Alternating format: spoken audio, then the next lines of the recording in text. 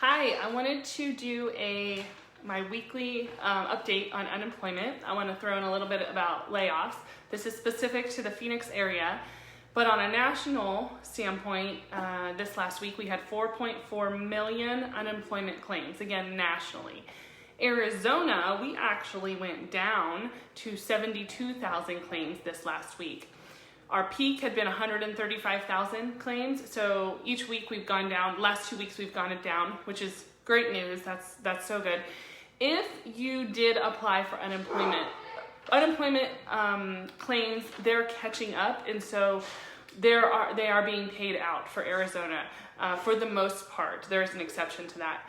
The $600 stimulus funding started last week also, and so they're also catching up on some of that.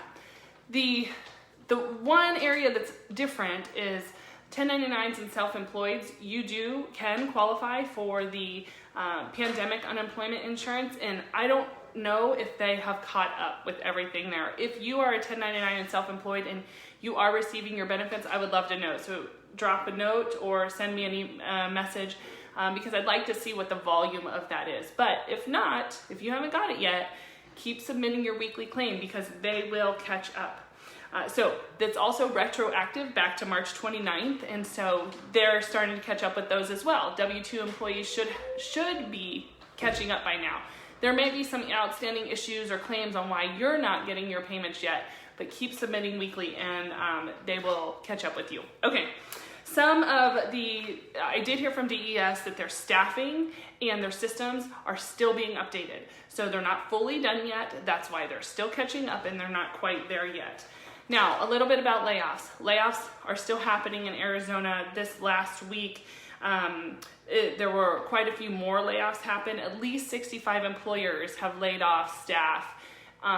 There's been more than that, of course, but the 65 that are counted, that are required to report their numbers, they have employees of more than 100. So they have more than 100 employees, and if you lay off, you are required to report your numbers. And so at least 65 in the last month have laid off. What we're seeing right now is some of the layoffs are around the travel industry. So companies that have anything to do with travel, that's the trickle-down effect. Also, any kind of connections with retail or restaurants, of course, those are happening as well too. Now, it will be interesting to see over the next couple weeks if we're able to restart some stuff. If the economy starts to open up, we know that some small businesses will come back. But here's what I want to tell you today.